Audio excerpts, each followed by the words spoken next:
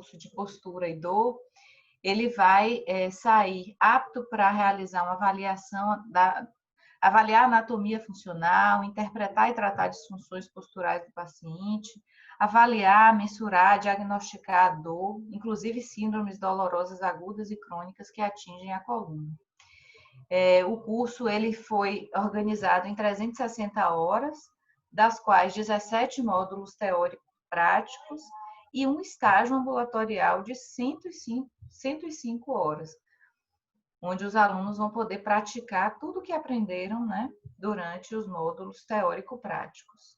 Na noite de hoje, a gente tem a honra de receber aqui a professora que irá justamente acompanhar os estudantes durante o período do estágio e vai, inclusive, apresentar uma ferramenta que os alunos da pós-graduação irão se apropriar e aprofundar o conhecimento dessa ferramenta durante o estágio, que é a baropodometria e análise gráfica. Ela vai trazer, assim, uma pílula,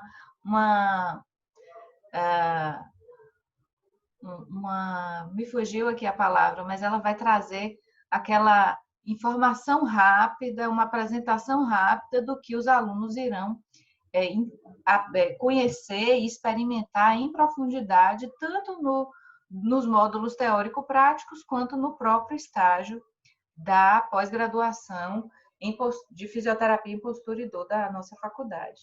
Então, a professora Gislane Oliveira vai falar bastante sobre isso durante a noite de hoje, e a gente vai contar, nesse evento de hoje, com a moderação da nossa coordenadora, que é a professora Naiane Patrício Araújo. Eu vou apresentar as duas professoras, vou passar depois a palavra para a professora Gislane. Vocês podem usar o chat para fazer as perguntas no decorrer do evento ou ao final da explanação da professora Gislane. Sintam-se à vontade para perguntar. E, no final, Gislane vai fazer a moderação do evento. Então, a professora Gislane Oliveira, fisioterapeuta, especialista em fisioterapia postural e manual, tem formações em podoposturologia, em cadeias musculares de Leopoldo Busquet, RPG, experiência clínica há mais de 15 anos em análise da marcha, posturologia, postura e dor. Então, uma profissional que tem uma bagagem enorme, muita experiência, e ela vai compartilhar um pouquinho, né, dessa experiência com a gente nessa noite de hoje. E a nossa moderadora da noite será a professora Naiane Patrício, também fisioterapeuta, doutoranda, quase doutora, está pertinho, em Medicina e Saúde Humana, mestre em Tecnologias em Saúde, especialista em Pilates no condicionamento físico e reabilitação, especialista em acupuntura, docente de instituições de ensino reconhecidas aqui em Salvador, pesquisadora do grupo de pesquisa em dinâmica do sistema neuromúsculo esquelético, onde ela vem desenvolvendo pesquisas na área de fisioterapia e dor e validação de instrumentos de coleta para análise postural. Então, ela domina profundamente o conteúdo dessa pós-graduação e desenhou esse curso assim de uma forma primorosa. Eu sempre digo a Naiane que eu estarei com vocês, eu não sei, aqui a gente tem alunos entre os participantes, estarei com vocês nas aulas, participando das aulas desse curso, porque realmente é um conhecimento que todo fisioterapeuta precisa ter. São conhecimentos, muitos, vastos conhecimentos, importantes para todos os fisioterapeutas. Então, parabéns à professora Naiane pela elaboração do curso e obrigada à professora Gislane por dispor do seu tempo e estar aqui conosco nessa noite. Professora Gislane, a palavra está com você. Seja muito bem-vinda. Uma excelente palestra.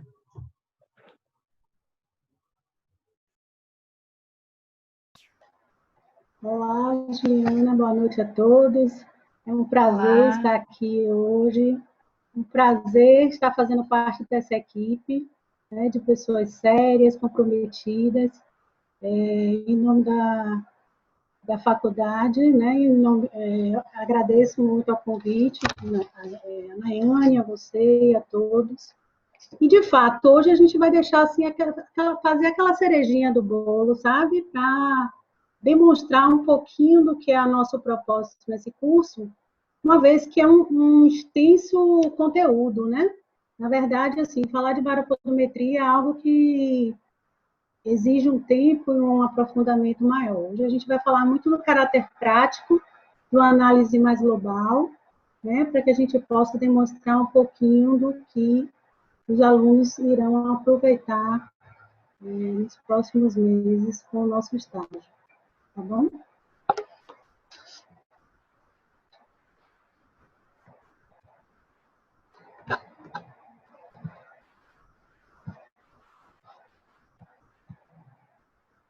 Ok, então, eu sou Gislane, sou fisioterapeuta, tenho algumas formações na área de posturologia, postura, dor, trabalho na área há mais de 15 anos.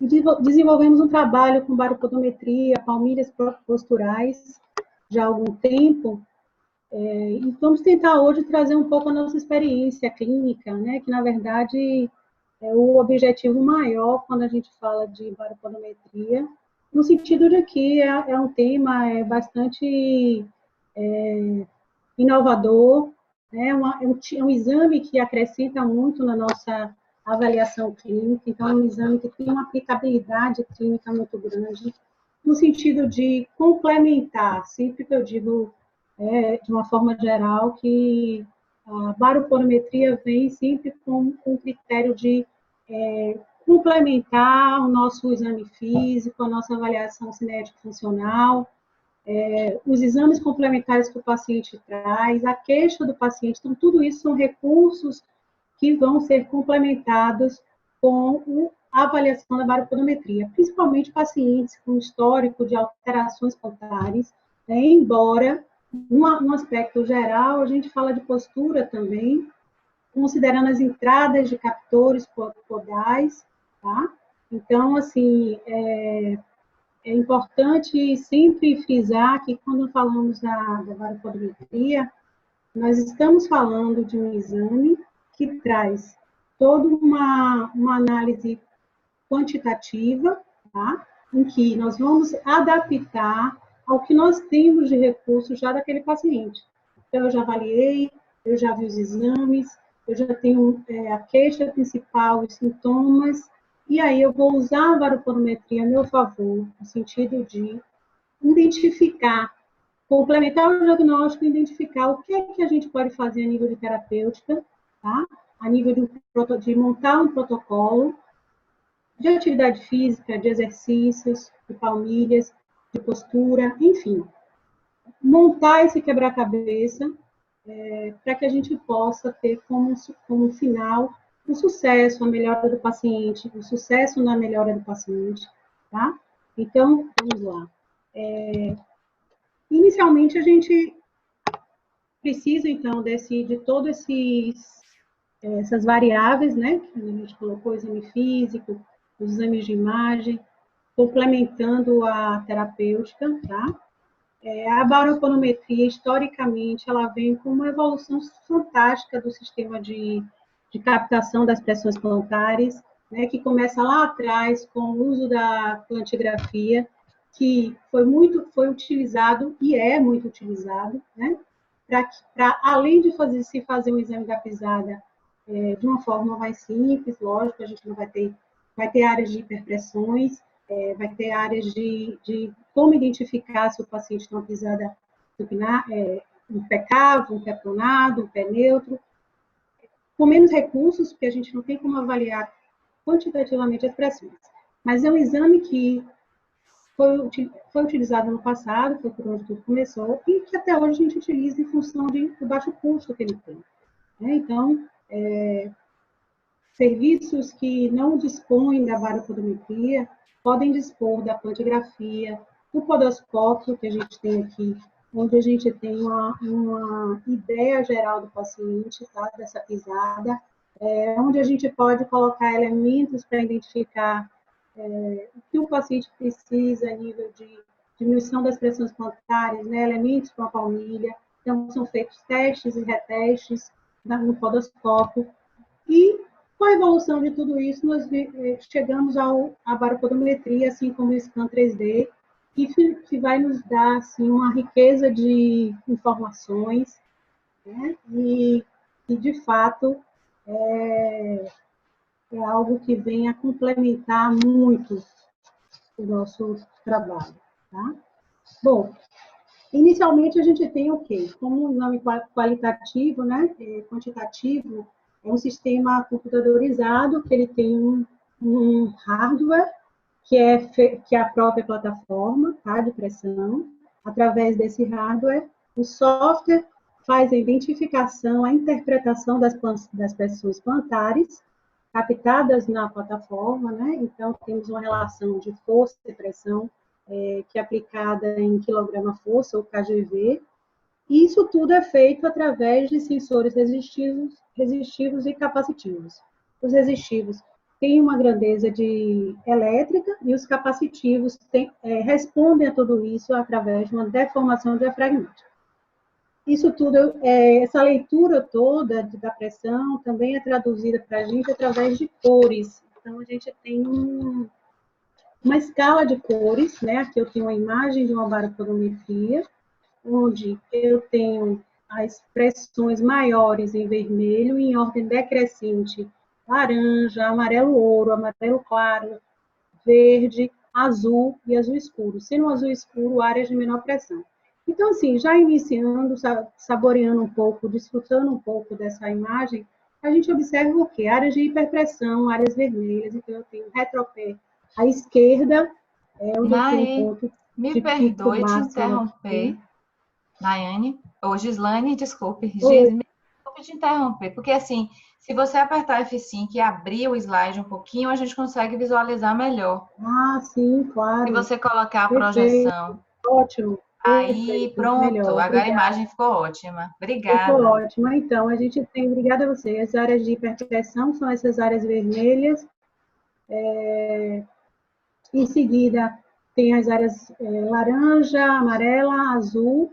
Se a gente observar aí, né, já dizendo algumas coisas, a gente tem uma pisada sem, que o pé apresenta, né, não apresenta o istmo, que é o meio, médio pé, tá? Então, anteriormente, nós temos assim, a ausência do istmo, aqui a gente tem a área de hiperpressão, a ausência dos pododáctilos, né? Então, o paciente que não tem esse nível de extensão de extensores dos dedos encurtados, provavelmente, enfim. Então, vamos lá. Aqui a gente tem, na baropometria, as variáveis que vamos investigar, né? A análise da estabilometria, que é o equilíbrio, né? As oscilações de equilíbrio, a estática, análise estática com o paciente parado, e análise dinâmica que pode ser feita com o paciente caminhando ou correndo. Falar um pouquinho de equilíbrio, né, antes de qualquer coisa, porque, para começar, não dá para a gente apenas observar as cargas frontais do paciente, seus percentuais, sem avaliar como está esse equilíbrio do paciente, tá? Mas, na verdade, as oscilações que nós apresentamos, de uma forma geral, nós apresentamos estando na estática, né? O corpo fica em constante retomada de equilíbrio através da combinação de forças de contração, vencer a gravidade. Então, a musculatura está ali o tempo todo associada aos captores, a visão, a pele, a face plantar, né? A planta do pé, melhor dizendo. Então, as estratégias que o corpo vai desenvolvendo a nível de estratégia de tornozelo, de joelho, de quadril, está acontecendo o tempo todo, embora nós não percebamos, né, para que a gente possa conseguir se manter em equilíbrio. Então, quando vemos isso na estabilometria, temos muitas coisas a investigar, a enxergar, a identificar nesse paciente, tá? Inclusive, a estabilometria hoje é um recurso utilizado não só vários fisioterapeutas que trabalham com postura, enfim, áreas desportiva, mas também por profissionais que trabalham com alterações vestibulares, né? Então, é um recurso também utilizado em outras áreas da fisioterapia. Bom,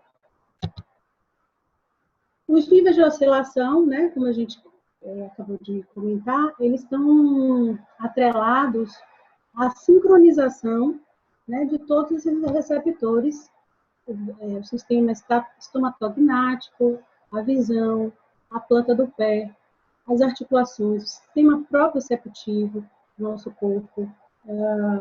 E toda essa integração acontece não para que a gente tenha uma postura ideal, simétrica, né? Na verdade, cada um vai buscar a sua forma de equilíbrio, com gasto menor energético, não necessariamente com parâmetros posturais simétricos. Aqui a gente tem, por exemplo, um gráfico de estabilometria, tá? Onde a gente tem essas oscilações, né? Então, o ideal é que o paciente possa manter o mais próximo, né, do zero, então, o mínimo de amplitude. Então, aqui a gente pode apresentar uma diminuição dessa oscilação, aí de repente vem um pico. Isso não necessariamente demonstra que esse paciente tem uma estabilidade importante, mas às vezes em algum momento na plataforma, onde ele está em pé, parado, relaxado, a gente precisa tem um momento em que existe uma oscilação maior em função da busca desse equilíbrio, como nós comentamos, tá? Então, aqui a gente tem um gráfico, né? Nós avaliamos a estabilometria através de gráficos. Aqui eu tenho um gráfico de desvio lateral e anteroposterior, tá? Onde eu tenho a nível do plano coronal, né, o X, os desequilíbrios laterais, sendo que em cima, esquerda, embaixo, esquerda, em cima, direita, perdão, e no desvio anteroposterior, onde eu tenho a nível coronal a anterior e a nível e o Y, né, anteroposterior. Bom, aqui o que é que a gente observa nesse gráfico? Tá? Então, nós temos um paciente que oscila mais para posterior, oscila mais para posterior, tá? Desculpe, mais para a esquerda, aqui estamos no gráfico lateral, para a esquerda, então temos essas oscilações de amplitudes. Essas oscilações de amplitudes é exatamente a busca por esse equilíbrio. Mas aí a gente observa como ele não passa para a direita, então ele se mantém à esquerda, tá? Isso pode ter alguma relação com a carga? Não sei, depende, né? A gente precisa avaliar a carga para a gente saber exatamente. A nível anteroposterior, esse paciente posterioriza muito, então ele também busca o equilíbrio, tá? Mas não necessariamente ele chega a fazer uma sobrecarga anterior. Então, ele faz movimentos de posterior para anterior, mas ele se mantém muito mais a nível posterior. Então, a plataforma capta muito mais as oscilações posteriores e quantitativamente registra dessa forma, tá? Então, aqui, ó, é a paropodometria, a análise estática desse paciente que nós acabamos de ver. Então, o que é que eu observo aqui? Né? Já falando um pouco também sobre cargas, só para descrever que não necessariamente a gente tem oscilações, vamos dizer, não necessariamente a gente pode identificar que o paciente está mais posterior ou mais anterior através apenas da imagem. Então, às vezes, a gente tem uma impressão de quando olhamos aqui essa imagem, a gente tem áreas de hiperpressão no retropé, à esquerda com um pico importante, aquele IME, e à direita um pouco menos. Então, Gislaine, será que esse paciente está mais posterior? Né? Nós temos o centro de massa mais posterior, mas não necessariamente, ele pode estar oscilando e uma frequência muito maior posterior do que anterior, tá? Se nós observarmos aqui, o centro de massa desse paciente, ele está mais voltado aqui para a direita, tá? Enquanto os centros de massa de cada pé estão mais centralizados. Aqui é um exame em que, perdão, tem um artigo que fala muito disso.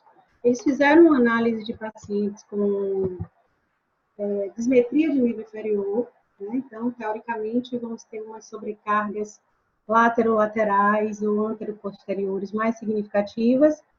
Não necessariamente chegaram a essa conclusão, mas sim o nível de oscilação vai estar alterado. Então, foi feita uma pesquisa em pacientes com dismetria e um grupo controle. Esse grupo com dismetria de membro inferior de até 5 centímetros, né, razoavelmente, pacientes que sofreram fraturas, usaram Lisarov há muito tempo, e assim, apresentaram, então, assim, a diferença entre o grupo controle foi exclusivamente com relação às oscilações, né, pela instabilidade que a perna curta traz, e não necessariamente a nível de carga. Então, isso ratifica o que eu acabei de falar, que não observamos a estabilometria, não identificamos essas alterações por sobrecarga em nenhum momento, tá? Aqui a gente tem um outro paciente que apresenta um aumento de oscilação para a esquerda, tá? Ele se mantém, então ele começa à direita, e aí em determinado momento ele posterior, ele vai para a esquerda e se mantém até o final do tempo em que nós coletamos os dados. Geralmente, a literatura traz que se faça entre 20 30 segundos. Às vezes a gente precisa evoluir um pouco mais isso, postergar um pouco mais, ir até 40 segundos, para que a gente possa identificar, em alguns casos, algumas alterações a mais, vamos dizer. Nesse caso, por exemplo, o paciente fez uma oscilação à direita e depois se manteve à esquerda. Então, a gente já teve nesse ciclo aí uma estabilização do padrão, tá? Como acontece também no segundo gráfico, onde eu tenho um desvio antero-posterior, em que ele está bem projetado para o anterior, por picos de pressão, com amplitudes altas, então nós temos aqui uma diferença do início, né, que até fez um pico, voltou, mas e aqui faz uma curva com uma amplitude muito grande. Então, o paciente aqui, nós temos que correlacionar por que está fazendo essa anteriorização tão grande e tão importante. Aqui nós temos um gráfico de equilíbrio desse mesmo paciente, tá? Então, observamos o aumento da oscilação, que quer dizer que é um aumento da velocidade. Quanto mais a gente tem picos de pressão muito próximos em amplitude, então aqui eu tenho muito próximo, uma sequência muito grande de picos, eu tenho uma velocidade maior, consequentemente eu tenho uma instabilidade mais pronunciada, tá?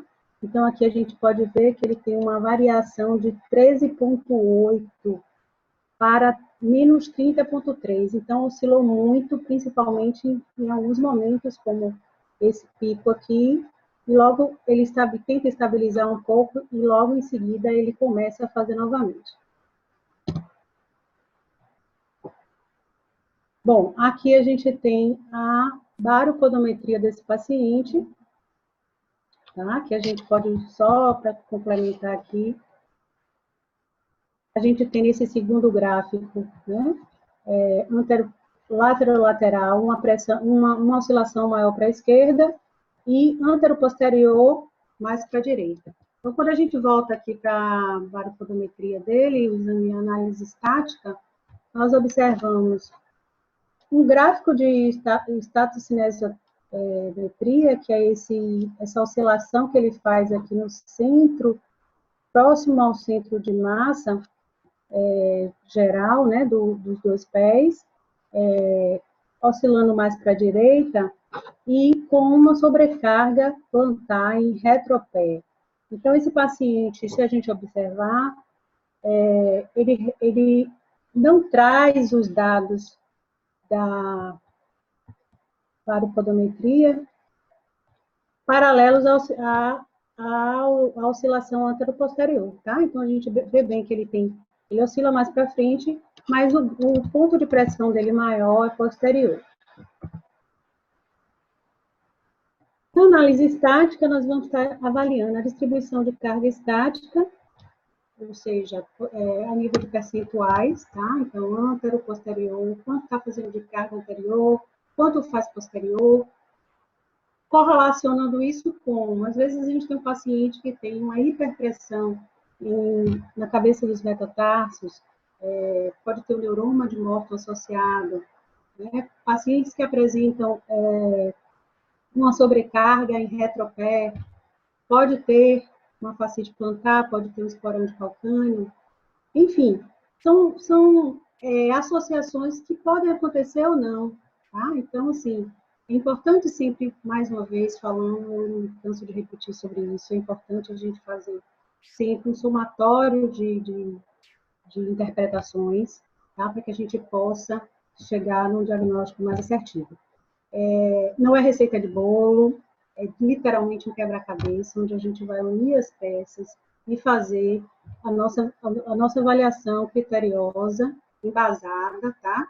Então, é assim, o objetivo maior dessa demonstração, desse curso, é que a gente possa preparar esse aluno para que ele tenha um conhecimento vasto, amplo, para que ele utilize os recursos que nós temos no mercado, né, de excelência, né, e tentar criar um padrão ouro desse aluno, desse profissional, né, vamos dizer já profissional, porque já estarão graduados. Então, assim, é isso, é importante que a gente possa, de fato, ter conhecimento de todas essas questões e saber dessas interrelações, para que a gente possa chegar lá. O ponto de maior pressão estática, que é sempre esse ponto N, tá? O ponto de pressão média, percentual de apoio plantar, a tipologia do pé. Então, esse é um dado assim, esse é um dado interessantíssimo e que, às vezes, é por esse motivo que o paciente lhe procura, tá? Então, eu preciso saber qual a minha pisada, eu preciso saber qual o tênis que eu vou utilizar, comprar. Então, às vezes, a baropodometria tem como porta de entrada, né, vamos dizer assim, a necessidade desse atleta, desse idoso, desse paciente portador de diabetes, saber qual o tipo da pisada dele, qual o tênis, qual o tipo de calçado mais adequado, né, para que tenha melhor estabilidade de uma forma geral. O COP, que é o centro de pressão, tá? Que é o centro de massa, ou às vezes também a gente pode identificar como centro de gravidade no gráfico.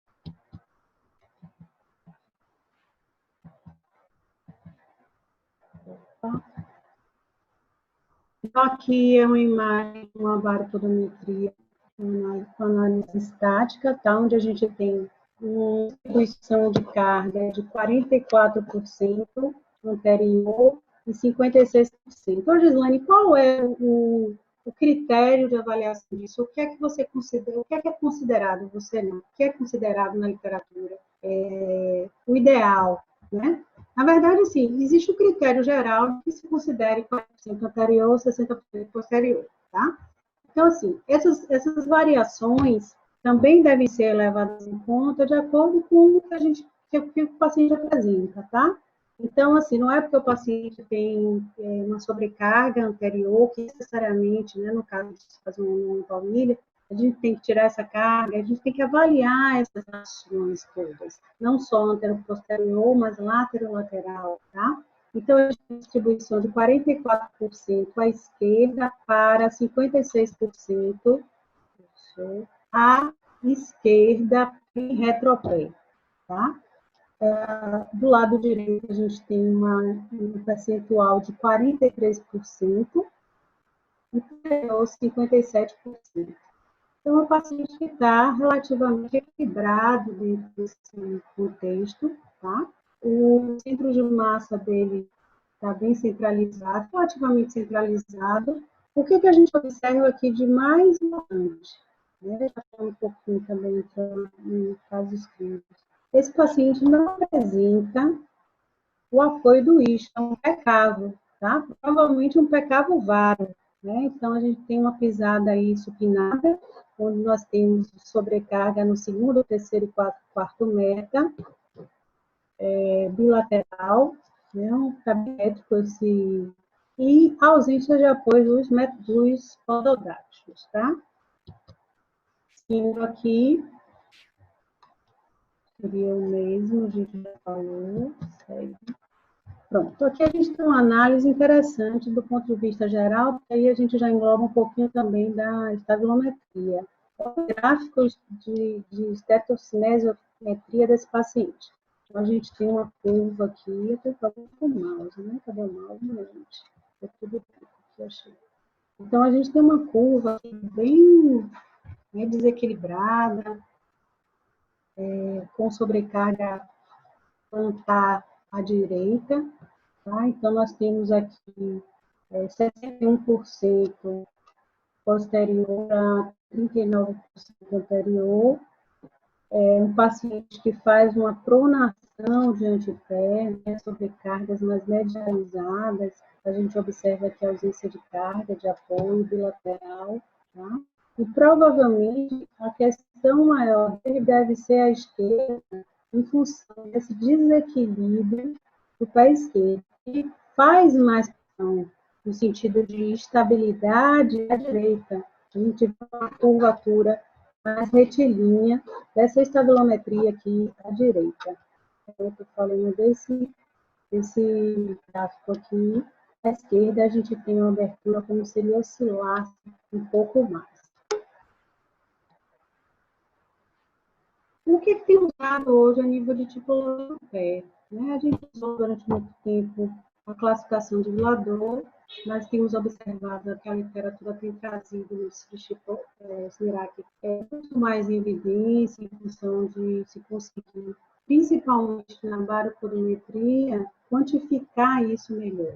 Tá? Então, nós consideraríamos um pé cavo, um pé inteiro. A medida do médio pé, que seria o H, sobre o antepé, tá? Seria uma classe, teria 0%, seria igual a zero, tá? Então, consideraríamos um pé cavo. O pé normal seria de 0,1% a 29%, e aí ele classifica esse plano não em 1, 2 e 3, mas e até 4, mas intermediário, e tem um arco, que seria de 40% a 44%, e um plano acima de 44%. Então, para nós, fisioterapeutas que trabalhamos com baropodometria, isso tem sido completamente mais fácil para fazer essas análises e utilizando o método. Então, aqui a gente tem o quê? Um pé cavo, um pé plano à direita, um pé plano intermediário, tá? Que seria dentro dos 30% a 44%, e à esquerda teríamos um pé neutro. Nesse caso aqui, teríamos um pé plano também à direita e plano à esquerda intermediário. E o plano, de fato, do lado direito, dentro da classificação, como um plano acima de 44%, tá? E o esquerdo, pequeno arco. Aqui nós temos um pé totalmente caro, não precisa nem fazer a quantificação disso, porque está bem evidente, tá? Um pé que realmente não tem como negar ser caro, né? Na análise dinâmica, o paciente pode fazer andando ou correndo, né? Nós temos o paciente caminhando, no caso, análise mais específica dos exames, dos laudos, o paciente apenas com a marcha normal. Então, nós temos a pressão máxima, deve ser avaliado, né? Não querendo levar em conta o que a análise estática traz, mas a análise dinâmica é muito mais importante e eficiente a nível de comparativos clínicos, porque ninguém fica totalmente parado o tempo todo, a gente se movimenta. Então, essa atividade funcional é o que, de certa forma, traz para a gente queixas, enfim, sintomas, disfunções, patologias. Então, nós avaliamos o ponto de maior pressão dinâmica. Então, quando esse paciente anda, onde ele põe mais pressão, A direção da trajetória de força, que é algo super importante, como é feita essa descarga de peso de retropé, entre retropé, mediopé, antepé, se ele lateraliza, se ele medializa, como funciona isso, tá? E a tipologia pisada também, que é, né, falando novamente do variantes, é uma entrada agora com é algo que os pacientes, as pessoas podem para que possam identificar a sua pisada. Então, aqui, nós temos o caso de uma paciente que apresenta um quadro de morto, tá? Bilateral em pé. Então, aqui nós temos áreas de hiperpressão, do lado esquerdo e direito, sendo que, nesse momento, essa é um paciente que a gente já acompanha há algum tempo. Essa baropodometria foi feita no momento em que a queixa principal dela era no pé direito. Então, assim, essa é uma outra questão que é extremamente importante de saber. Se o paciente tem um sintoma, onde está exatamente esse sintoma, porque não necessariamente nós vamos encontrar áreas de hiperpressão nessa região da queixa. Então, nós temos dois tipos de pacientes. O paciente que tem a dor pontual, local, e o paciente que tem a dor da fuga, vamos dizer assim. Tá? Então, esse é um caso específico desse. Então, ela tem área de hiperpressão, sim,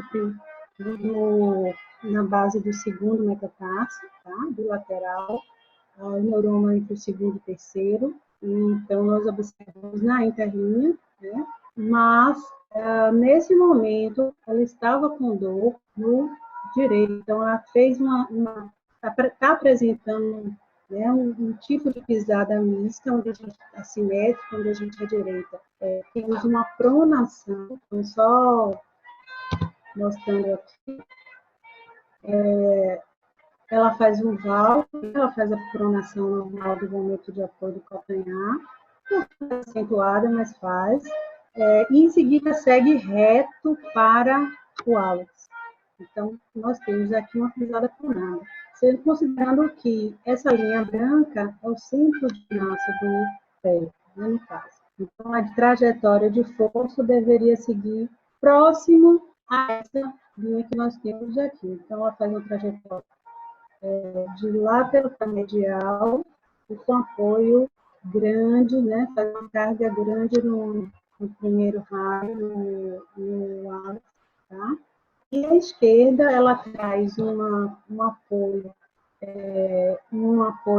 de látero medial, látero central, perdão, ela não medializa, então a gente observa que tem uma descarga de peso mais alterada, mais voltada para a esquerda, né? Se a gente for aqui em cima, ela faz uma área maior a nível do pé esquerdo, mas de mais apoio, principalmente nessa região de antepé, né? Felizmente esse neurônio não estava em estado agudo, mas poderia estar, ou talvez depois, não lembro exatamente agora no momento, que apresentou depois. Então, assim, o que a gente traz aqui nesse exame de relevância, além dessas questões, dessas variáveis todas? Quando a gente avalia esse paciente, é importante sempre que a gente identifique que pode ser um falso positivo, tá?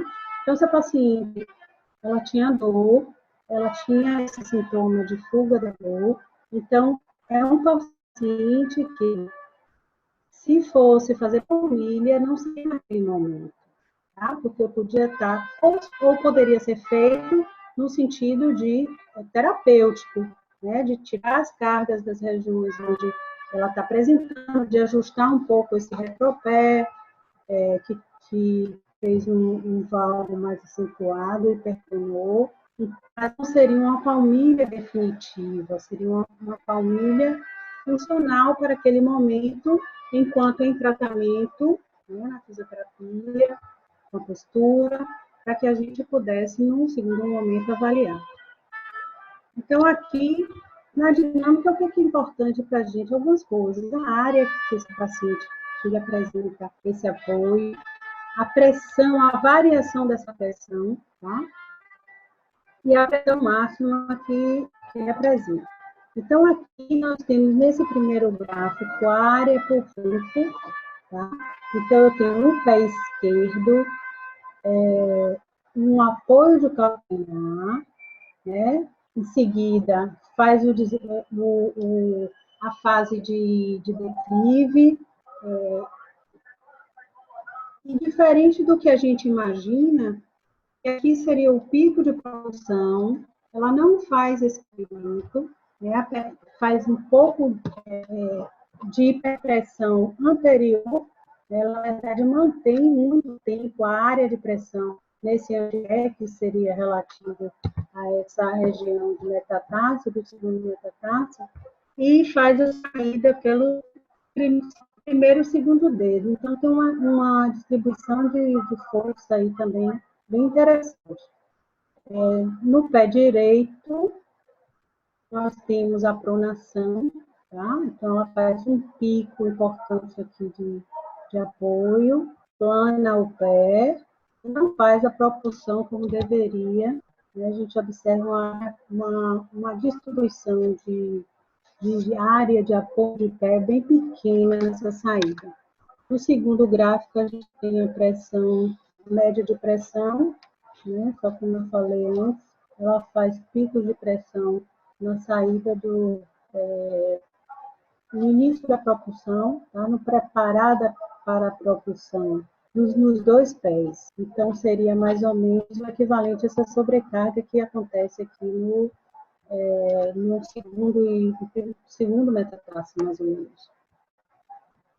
Aqui a gente tem um quadro de um paciente com joanetes dolorosos, tá? Bilaterais, fascite plantar, valgo de retropé, então a gente observa a interpronação no primeiro momento da descarga de peso bilateral, tanto a esquerda quanto a direita, tá? Mas mantendo uma pisada neutra, com a sobrecarga à direita, onde a gente tem aqui 1.872 gramas por centímetro quadrados contra 1.733 no pé esquerdo, tá? Então, área de sobrecarga no primeiro do joanete à direita, menor à esquerda, pode ser um mecanismo de fuga, também pode, tá? Então, a gente tem que correlacionar com a clínica do paciente. Aqui a gente tem um quadro de uma paciente com um pé plano esquerdo, pronação bilateral, área de hiperpressão também de pé, com diminuição de apoio em médio pé direito, sobrecarga à direita, um pico de pressão importante no alto.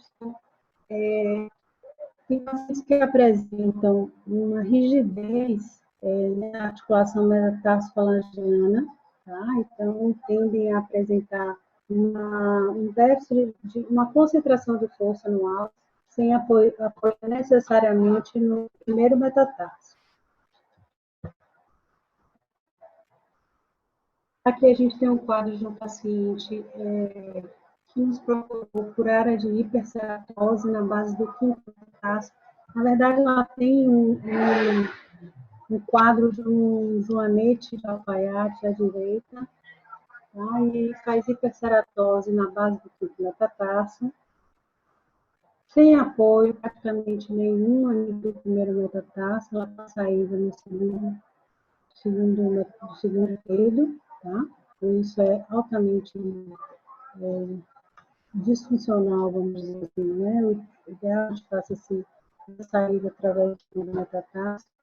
No esquerdo, nós observamos também de hipertensão local com uma pronação. Então, o paciente também faz um quadro de pisada simétrica. A gente vai observar um outro caso de uma paciente que apresenta fascite plantar também lateral, alteração de equilíbrio, rotação de pelve. É um outro aspecto também que a gente pode estar identificando com o apoio do pé. Aqui a gente tem uma área do pé direito com nível de sobrecarga, de aumento de área, tá? Então, nós temos 121 para 118 à esquerda. No esquerdo, a gente, na variação da pressão, bem equilibrado, tá? Observamos que há um cruzamento até das de força. E a pressão máxima aqui no pé direito, no pé esquerdo, maior que no pé direito, graças a essa supinação excessiva que a gente observa aqui, na base do quinto metatarso, no cubode, enfim, toda essa região lateral do pé. Aqui a gente observa o gráfico de estabilidade dessa paciente, né, com picos de pressão, principalmente no primeiro momento, até ela se estabilizar e chegar no máximo, chegar no passar dos 20, 25 segundos de buscar o equilíbrio novamente. Embora tenha mantido, né, um amplitude razoável entre os picos, vamos dizer assim. Antero-posterior, esse paciente mantém mais posteriorizada, né, as oscilações muito mais para posterior do que para anterior, com pequenas amplitudes, menos ainda para o lateral, sendo que a oscilação acontece à esquerda. Tá? Quanto mais a gente tiver oscilações próximas ao zero, menos desequilíbrio a gente tem. Tá? Nesse caso aí, ela está bem próxima, buscando esquerda e direita, com amplitude de 1,7, perdão, amplitude de 0,9, então é muito pouco, dentro de uma escala de 2 a 4. E aqui a gente vai colocar um pouco casos clínicos para exemplificar um pouco mais. Então, aqui, né, eu tenho um paciente que apresenta uma dismetria de membro inferior, tá? Queixa de dor em calcâneo esquerdo,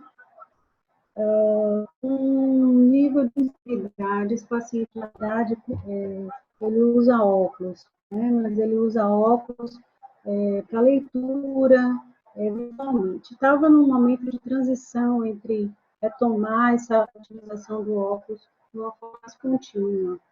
Então, foi interessante que ele apresentou um nível de instabilidade grande nesse exame, e aí, como ele não tinha dados clínicos que me levassem a crer nesse nível de desequilíbrio, aí a gente conversou e ele disse, eu estou precisando usar óculos e estou meio resistente, enfim.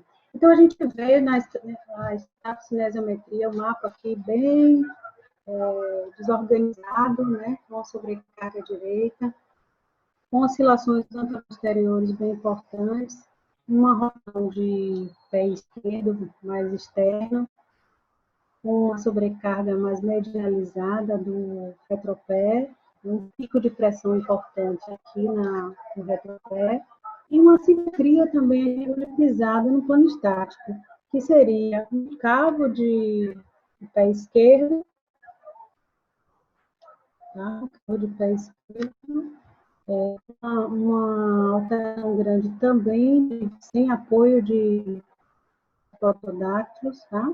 É um paciente que foi encaminhado para um trabalho rural, tá? Para que a gente pudesse melhorar essa atividade, essas alterações podais, né? Na verdade, nós não identificamos no primeiro momento a necessidade de palmilha, mas de exercício, de equilíbrio, percepção, associada ao uso contínuo do óculos, tá? Que são relações também que a gente pode estar fazendo associações. Então, existem testes posturológicos em que a gente pode identificar em cima da plataforma se o paciente tem uma entrada, captou a nível de ATM, ou a nível de visão, como a gente observou, ou se exclusivamente a nível plantar, tá? Então, aí a gente está numa avaliação postrológica, onde a gente vai avaliar as áreas sensoriais desse paciente, identificá-las e tratá-las. Isso também através da barometria. Então, assim, esse paciente começou com nível de oscilação lateral, tá? Bem grande, né? E aí a gente deixou ele mais na plataforma para a gente observar. Ele fez picos muito mais para a direita do que para a esquerda, se manteve mais à direita. Aqui a gente pode observar que, embora a sobrecarga dele seja em retropé esquerdo, retropé esquerdo, tá? E antepé direito. Então, esse padrão de oscilação dele, muito rotacional, para ele tentar buscar esse equilíbrio. Então, ele fazia a esquerda como pé de apoio e a direita oscilante, tá? Aqui a gente observa a nível posterior, ele muito mais posteriorizado do que anterior, tá? Oi, Gislane. Oi, meu amor. Tudo bem? Eu não sei o que aconteceu, eu acho que não tá, o seu compartilhamento travou num slide, esse que você está falando da marcha, não sei se é Sim. outro slide, ou se é a sua internet, para você tá passando normal os slides, Daniel até comentou aqui no chat. Passando normal. Talvez se você pode tentar sair do compartilhamento e compartilhar de novo, para a gente poder acompanhar. Pronto, vou fazer isso agora.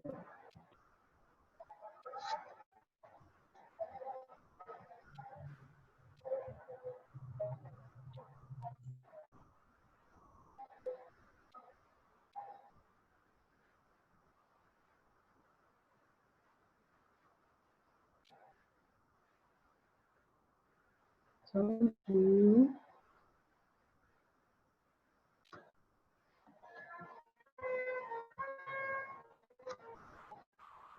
Agora. Está carregando aqui, acho que vai abrir já. Agora foi. Pronto, agora foi. Aí agora é só projetar. E agora? Projetei e agora eu não sei onde eu parei. Onde até eu Você estava falando da marcha, você estava falando da análise da marcha. Tá, então, assim, só fazendo uma recapitulação aqui. Só vendo aqui Aqui, pronto. Então, só recapitulando, esse paciente é um paciente... Hoje, Daniel tá dando uma ajuda aqui para a gente. Sumiu o compartilhamento da tela na parte que o paciente utiliza, do paciente que utiliza óculos. Agora, você está vendo agora? Consegue ver agora? O som. Eu estou vendo a imagem da Baro. Isso, você está conseguindo ouvir? Tô sim, tô ouvindo claramente. Pronto, então tudo certo. É exatamente isso. Esse caso, né, do paciente aqui, estava sem óculos e que precisava usar óculos e que apresentou essa alteração a nível da estatocinesimetria medial aqui, a gente observa as curvas emaranhado, vamos dizer assim, né, as oscilações que ele apresenta a nível do centro de massa, com sobrecarga à esquerda e em retropé e antepé. Ele fica num nível de rotação do quadril para um lado para o outro, né? Isso a gente observa durante o exame. Às vezes a gente consegue ver um nível de rotação acentuado na baropodometria, discretamente à esquerda aqui, no pé esquerdo, com a abertura em roça-ferro. Aqui na estabilidade lateral, nós temos amplitude inicial, né, onde ele faz uma oscilação maior para a esquerda, depois vai para a direita e ele permanece na direita. Como eu disse, é o nível de estabilidade que ele encontra aqui. Então, ele após nessa anteriorização aí do antepeito, então ele mantém, provavelmente, em função disso, esse equilíbrio a nível do lado direito. No anteroposterior, a gente observa também a manutenção de curva de apoio, de diminuição das oscilações a nível posterior, tá? Ele retoma, voltando a tentar a estabilidade a nível anterior, no sentido anteroposterior. Aqui é o gráfico inicial, como a gente observa, várias oscilações com uma velocidade altíssima, fazendo picos de hiperpressão, picos de oscilações grandes, e depois a gente consegue a manutenção, que é o que a gente viu aqui, nesses dois gráficos, tanto o lateral quanto o antero-posterior.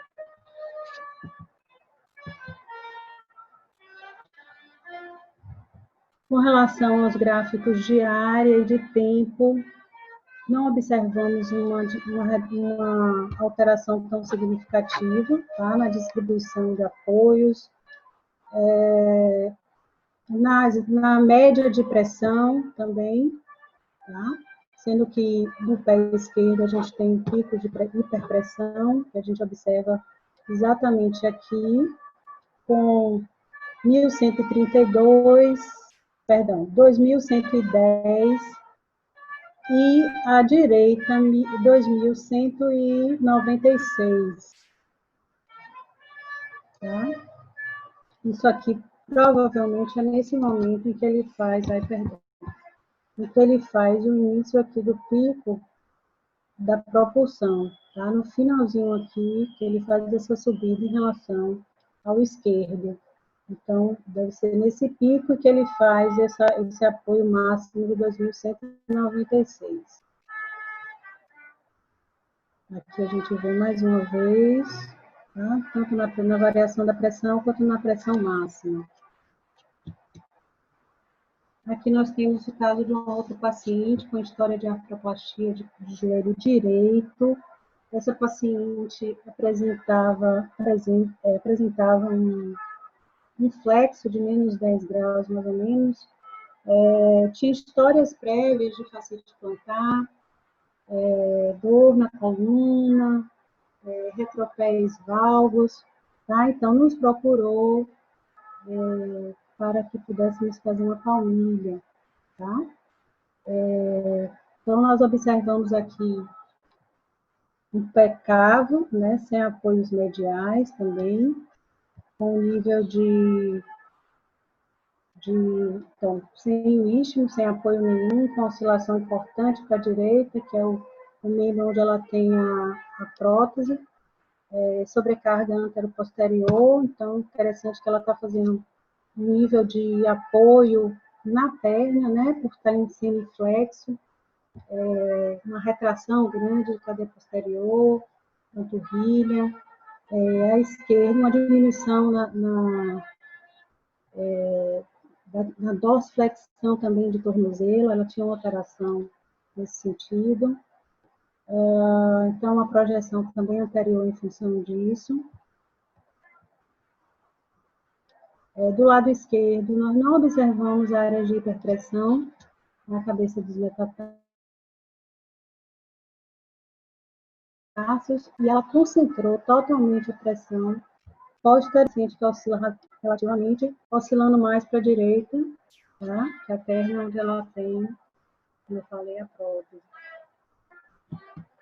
Na estabilometria, nós observamos no gráfico um desvio antero-posterior bem definido, né? Então, ela vai muito para frente, depois ela volta muito, perdão, gente, esquerda e direita, ela vai muito para a direita, depois volta muito para a esquerda e permanece na esquerda até o final, tá? Que é a perna dela de apoio. Do lado, a nível antero-posterior, nós temos uma projeção maior para anterior com um pico de pressão posterior. Atribuímos muito a essa sobrecarga que ela faz a nível do antepé direito, tá? Como eu disse, ela tinha um déficit de dorsiflexão, E essa projeção acontece muito em função dessa alteração mecânica funcional que ela apresenta. Aqui a gente observa um nível de oscilação também grande, então ela começa razoável, de repente ela desequilibra e vai em busca dessa pressão e oscila muito desse equilíbrio, então oscila muito, tá? Com amplitudes de até menos 30,5, tem um nível de oscilação grande nessa região, entre 11 a 15, mais ou menos, 15 segundos. Aqui a gente tem a mesma paciente, tá? Com o apoio dinâmico, onde ela tem uma pronação bilateral, então a gente observa a linha roxa, tá? A linha de trajetória da força medial bilateral, tá? Ela faz um valgo, vou só voltar aqui a imagem, a nível dos dois retropés na estática. Então, ela tem um valgo do calcânio, então ela faz um apoio mais medial bilateral, então nós podemos observar aqui. Mas na dinâmica, ela não apresenta isso. Então, assim, mais uma vez falando que é importante a análise dinâmica para que a gente possa identificar exatamente como esse corpo se movimenta, em que áreas ele faz hiperpressão e quais correlações que a gente pode estar fazendo com a queixa do paciente, né? Aqui os gráficos. Eu tentei colocar muito esses casos com todas as informações para a gente tentar assimilar exatamente a proposta do exame, que é analisar passo a passo, né, o que é que podemos estar correlacionando em todos os sentidos, tá?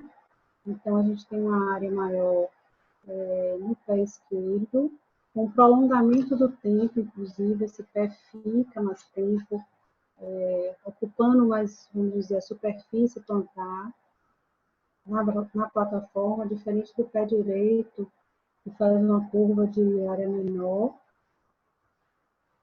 Aqui também a gente faz um aplanamento bem parecido, né? Com resposta à carga e o pico de propulsão, que é algo que a gente analisa muito no atleta, avalia muito, principalmente aqueles atletas que apresentam dores na planta dos pés. Aqui a gente observa um pico de pressão e vamos dizer, um tempo mais prolongado também no pé esquerdo. E com pressão máxima no pé direito.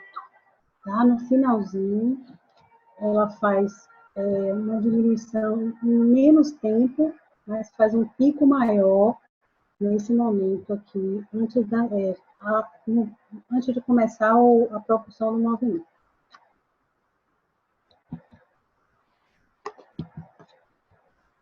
Vou ver se a gente consegue aproveitar aqui, só para a gente ver. Na verdade, no exame, a gente analisa a imagem dinâmica dessa forma, tá? Onde a gente começa a observar o traçado da linha roxa, que é a linha de descarga de peso. Então, essa paciente começa fazendo um apoio em retropé, fazendo uma pronação discreta, aceitável, quase mínima, mas um pouco.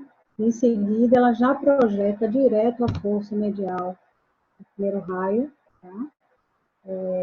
Com a descarga de peso, inicialmente o primeiro raio, depois ela vai para a fase do segundo, terceiro e quarto MEP e retorna.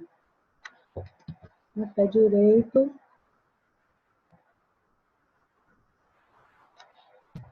nós também começa central, faz um apoio medial, e aí já também faz a descarga de peso medial, tá? E observe que primeiro ela faz o apoio no primeiro raio, para depois ir para o segundo e terceiro, então uma pisada bem disforme, né?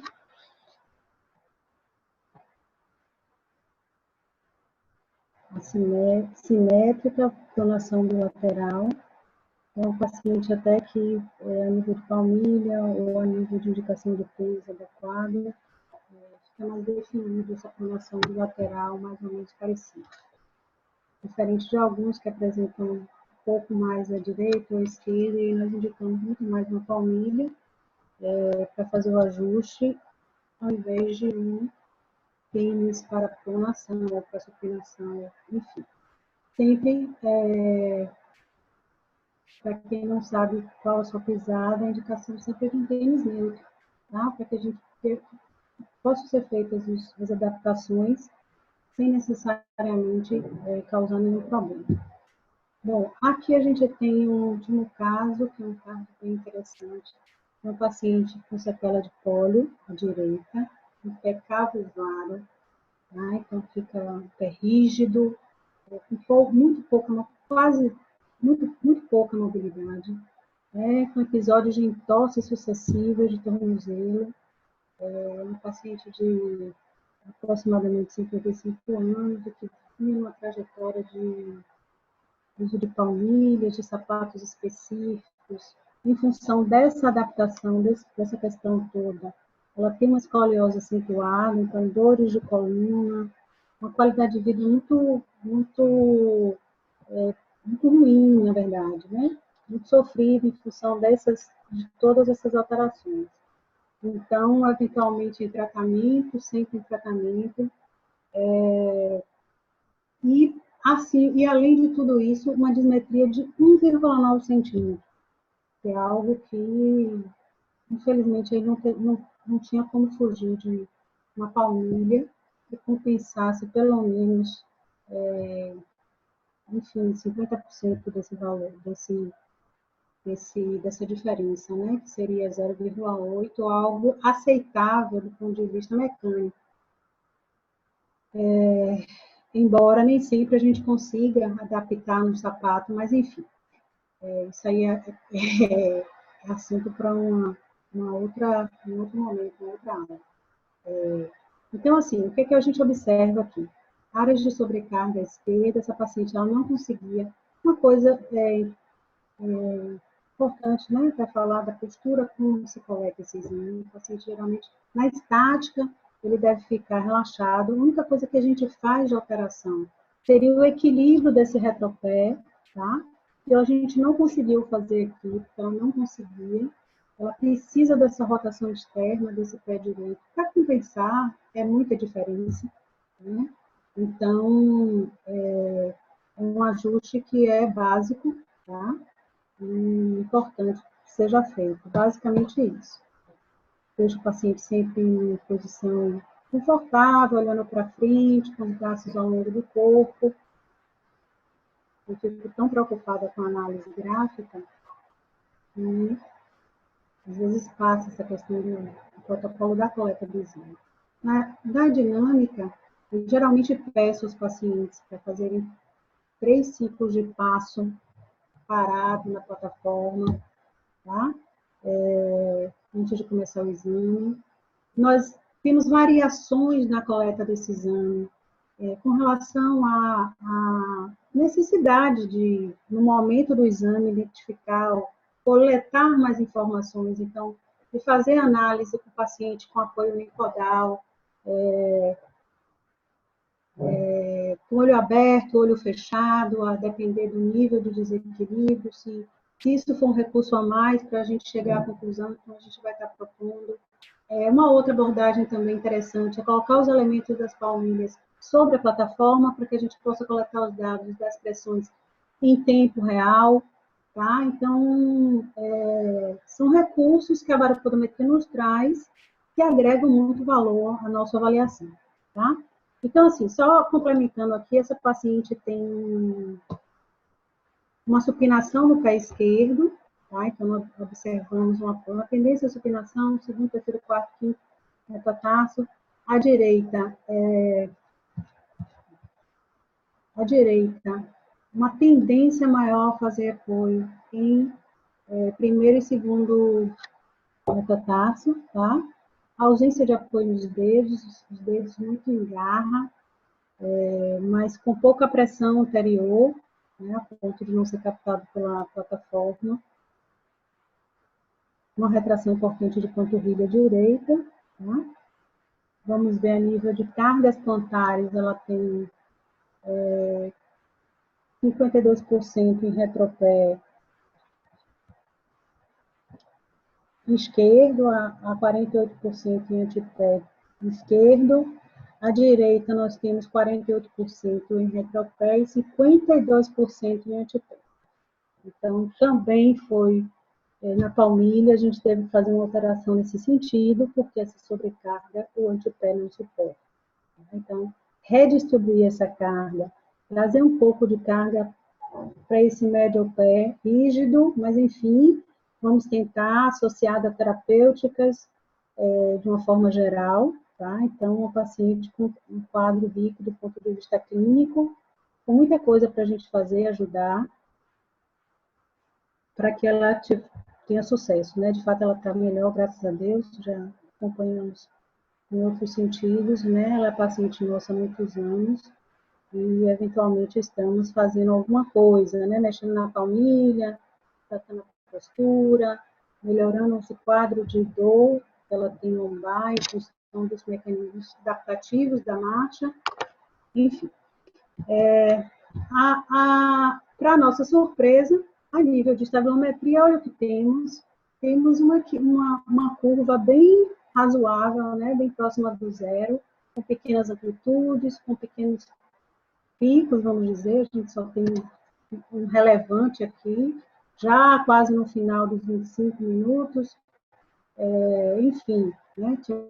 Ela tinha que também, em algum momento, às vezes, por alguma distração, o paciente está lá na plataforma, e aí acontece alguma coisa, ele olha para o lado, ele já desequilibra, tá? Então, esses picos de oscilações, se não forem constantes durante o exame, né? A gente vai vendo no gráfico, a gente tem que levar em consideração essas questões, tá? Então, lateral quanto antero-posterior até um pouco mais, né? Observamos uma projeção maior para frente. Nesse caso, a gente pode estar atribuindo a todo esse padrão, né, de alteração que ela tem, com essa sobrecarga maior à direita, nesse antepé. Então, assim, é um padrão bastante justificável, né? Essa oscilação mais anterior. Então, a amplitude do gráfico de 0,9 1,2, então, bem razoável, né, para uma paciente que tem um quadro de tantas disfunções.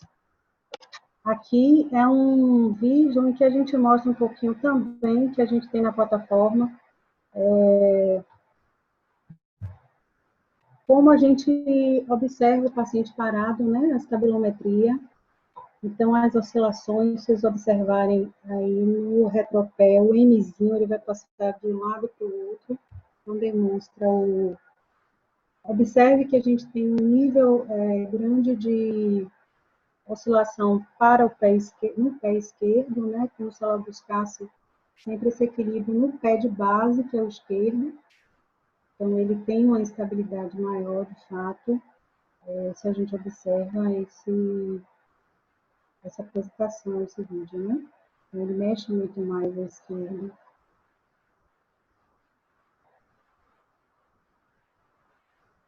Tá? O centro de massa passou de um lado para o outro, é o que a gente estava observando. Então, é uma paciente que a gente está humilhando ela, fazendo trabalho postural, então a gente pode estar trabalhando de forma proprioceptiva, exercícios. Isso, sim, eu projeto isso para pacientes idosos que apresentam instabilidade na marcha. Né? Então, um recurso que nos traz essas possibilidades de identificar o que é que pode ser feito em todos os sentidos, né? A nível de pisada, a nível corporal, a nível de exercícios cinéticos funcionais, enfim. São recursos que a gente tem a nosso favor, assim, de forma bem positiva. Aqui, embora um pecado, né, vário, A gente tem uma briga aqui do lado direito entre uma supinação e uma pronação a nível de mexer mesmo na trajetória, né? Essa é uma imagem do exame dinâmico, né, em que a gente tem essa variação da linha de força do apoio do pé. Então, é algo que realmente nos deixa bastante criteriosos em mexer numa paciente como essa. Tá? Então, tem que avaliar se ela prona, se ela supina, o que, que a gente precisa fazer para melhorar tudo isso. Temos uma pressão máxima a nível de primeiro metatarso, aqui na saída. Um minutinho. Tem uma paciente né? Então, a gente tem 2.148 gramas por centímetro quadrado para uma área de 120 centímetros quadrados. Então, de fato, o apoio do pé esquerdo, que é o apoio de segurança dela. Tá? A curva também a gente observa aqui, como na estabilometria, uma equivalência de uma diferença aqui pequena, né? Aqui a gente tem um pico de apoio aqui mais ou menos no meio do exame, a nível do pé direito, perdão, esquerdo, tá? Então, esse pé esquerdo, de novo, mais uma vez, né? É importante para ela. A nível de pressão, à esquerda, a gente tem um pico grande aqui também, antes da propulsão, com um apoio maior, né? Tanto na área, a gente observa que ela tem ela coloca esse pé mais uma superfície maior que o direito, que o pé esquerdo. E na pressão máxima e na média de pressão, o pé esquerdo também apresentando um pico lá na região da propulsão. Tá? Faz uma fase de importante, né? Aplanando, ajustando, e aí depois ela faz um pico para sair da propulsão. É isso, gente. É um quebra-cabeça que a gente vai montando a cada dia, estudando, buscando. Eu quero agora responder a pergunta de vocês. Tentei ser o mais breve possível para a gente ter tempo de uma conversa, porque, na verdade, é essa troca que enriquece o trabalho e que nos faz, né? Nos proporciona para ir para frente, para estudar mais, para saber mais um pouco. Espero ter atendido a expectativa de todos. E louca para ir à praia, para ser liberada desse isolamento, né? Mas cuidando dos nossos pés, colocando o pezinho na areia, fazendo exercício, tá bom? Muito obrigada e estou à disposição de vocês. Olá, boa noite. Oi, Nay, até que enfim você falou, né, amor? Tá na finalização. Não queria também te interromper. Então, primeiramente, dar boa noite a todos, sejam bem-vindos a mais um webclass do nosso curso de Fisioterapia em Postura e Dor. E, primeiramente, agradecer a Gislane pelo conteúdo, por que foi passado. A baropodometria eu tenho certa e pequena experiência em relação ao tempo de experiência teu, Gislane, mas que com grande aprendizado em relação à técnica e sei o quanto é específica essa aplicação. Né? Por ser específico, por essa especificidade, é importante a gente trazer essas relações oclusais, essas relações de doenças vestibulares, e dentre outras disfunções, como a DTM, que a gente encontra diversos fatores crônicos com alterações na pisada, né? Principalmente em dados estabilométricos. Atualmente, eu estou com essa parte de estabilometria mais relacionada a pacientes com doenças infecciosas, relacionadas a DSTs, com doenças desmielinizantes. E acho muito interessante essa análise gráfica. Eu acho que tem muito a trazer para o nosso protocolo, para o nosso diagnóstico. Né? E é bem interessante o que você pôde trazer e um diversificado aval, né, de pacientes que você atende. Uma das perguntas até que da proposta em relação aos participantes é que seria qual perfil de pacientes considera desafiador a avaliação baropodométrica e estabilométrica. No perfil de atendimento de todos que você chegou a relatar, qual foi o perfil que você considerou mais desafiador dentro do seu campo profissional? Veja bem, Nai, o que a gente observa de uma forma geral é que cada caso é um caso, né, com suas propostas e suas questões. É muito assim desafiador o trato, o trabalho com atletas, né, às vezes de diversas modalidades, que é o nosso também foco grande, e assim tentar adaptar esse atleta ao gestual esportivo e avaliar essas áreas de pressão é um trabalho muito legal e muito desafiador. Então eu diria mais ou menos, mas enfim, mas isso é tão relativo. Esse último caso que eu apresentei é um caso que eu tenho muito carinho, porque é um caso muito rico, é um caso que abre portas para uma série de questões a serem vistas e revistas, né? É um caso que cada vez que eu atendo essa paciente, que eu avalio, ela traz questões novas em que a gente precisa interpretar, correlacionar. Então, é difícil a gente, né? Mas, assim, de uma forma geral, só para tentar responder, seriam esses casos no esporte mesmo. Aproveitando o gancho dessa paciente que você comentou, você acha que os pacientes eles têm adesão a esse tipo de avaliação, ao continuo de tratamento? Aproveitando esse gancho que você trouxe aqui para a gente. Então, veja bem, uma das propostas do trabalho assim, uma das propostas de ter essa ferramenta é exatamente a gente poder mostrar ao paciente, né? A gente ter esse recurso, porque ao verem a imagem, ao a gente mostrar o vídeo da dinâmica, ao a gente mostrar as áreas de hiperpressão, o paciente, de fato, se identifica com aquilo, né? Na maioria dos casos. Lógico que tem casos que não, mas assim, na maioria dos casos, os pacientes se identificam. Realmente, eu sinto que eu faço mais pressão, que eu bato mais esse pé dessa forma, né? Numa linguagem bem natural. Então, isso aí é algo que, cada vez mais, com a necessidade do conhecimento, com o nível de informação que a gente tem através da internet, enfim, as pessoas cada vez mais estão buscando, né? A gente tem tido, assim, vamos dizer, inicialmente a gente tinha uma procura muito grande, como eu falei, para a tipologia do pé.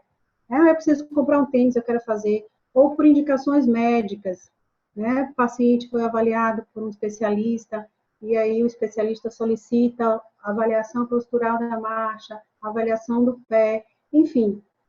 Mas hoje a gente já recebe pacientes que vêm diretamente para a gente avaliar. Então, isso é um critério que tem a ver muito com a informação que vem sendo feita, a divulgação do trabalho, né, de uma forma geral. Então, as pessoas hoje já têm uma...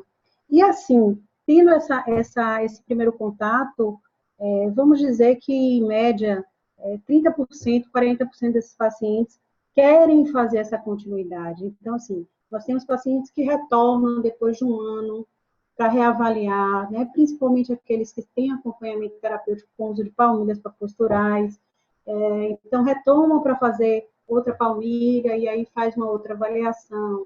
E aí a gente avalia se houve alguma intercorrência nesse período de um ano, ou se a palmilha ainda mantém aquele padrão. Então, assim, é um trabalho que eu acho que cada vez mais a conscientização social, né?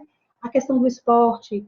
Hoje não, a gente já vem um certo tempo tendo essa coisa do esporte como algo muito mais de acesso a todos, o correr, o tipo de tênis específico, as lesões pela corrida, enfim.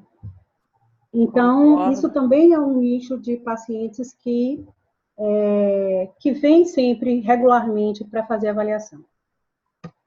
Eu concordo quando você fala sobre o perfil dos indivíduos atletas, né? Porque o boom baropodométrico na época onde as empresas de tênis eles começaram a revender baseado naquelas plataformas que até algumas lojas possuíam, né?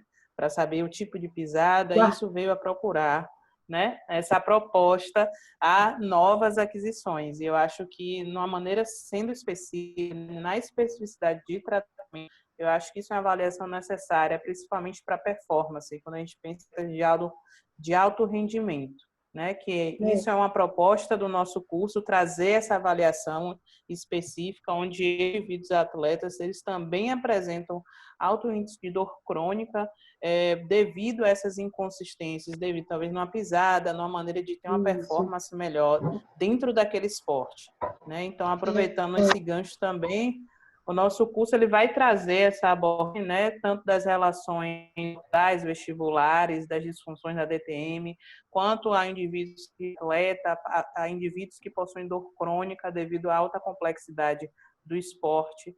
Então, são propostas que a gente pretende dentro da nossa formação, tá, do curso de pós-graduação em fisioterapia em postura e dor. Então, antes de mais nada, eu queria agradecer novamente a tua presença, novamente conteúdo passado, e que com certeza no estágio não haverá, acho que vai ser pouco tempo para tanto conteúdo, teremos 105 horas, mas eu sei que para a prática clínica são necessários um embasamento de tempo e vai muito do perfil profissional também para aquisição dessa prática, né, dessa vivência. Eu que agradeço a oportunidade de estar expondo também nosso trabalho, né? Que é uma coisa que é uma abordagem importante. Nai, se você me permite uma palavra rápida. Professora Gislaine, muito obrigada. Eu não sei se sua internet ficou ruim, mas seu vídeo saiu. Será que você consegue ligar o vídeo de novo? Porque agora a gente tira foto do evento, assim, fazendo print de tela. Então, assim, agradecer muito a sua presença. Eu estava aqui conversando com a Nayane, o quanto que sua prática é rica, né? Você trouxe tantos casos clínicos aqui, tantas experiências de pacientes reais, e com certeza no estágio, o aluno em contato direto com esses pacientes vai ter um ganho enorme no aprendizado desse conteúdo que é tão caro, né? Tão rico. Caro não só no sentido monetário, mas assim, como é valioso o fisioterapeuta ter o conhecimento desse tipo de avaliação objetiva, né? Onde o paciente pode acompanhar a evolução dele nesses gráficos que são tão didáticos, porque qualquer pessoa olhando, lógico que não vai saber com detalhe que você traz, mas assim, o paciente verificar que houve uma mudança na pisada dele, né? Ali no gráfico, isso tem um valor enorme, né? Eu conheço algumas pessoas próximas assim que já fizeram um tratamento como esse, e eles fazem esse relato. O paciente ele gosta muito de ver concretizada a melhora dele, né? Então, esses gráficos são maravilhosos. Acho que a fisioterapia tem pouquíssimos recursos objetivos e a Baro é um deles. E aqui em Salvador ainda é pouquíssimo explorado, então acho que é uma área de mercado maravilhosa para a gente explorar, né? E o profissional que tiver esse diferencial, ele com certeza ele vai conseguir oferecer um atendimento de maior qualidade e, com certeza, maior fidelização dos seus pacientes. Então, parabéns pela sua prática. Eu sei que você é uma das pioneiras aqui em Salvador, né, nesse tipo de intervenção. Então, muito obrigada por estar compartilhando com a gente um pouquinho da sua experiência. O professor Tarcísio, nosso diretor acadêmico, está aqui online também. Professor, o senhor quer falar um pouquinho, fazer o encerramento do evento de hoje?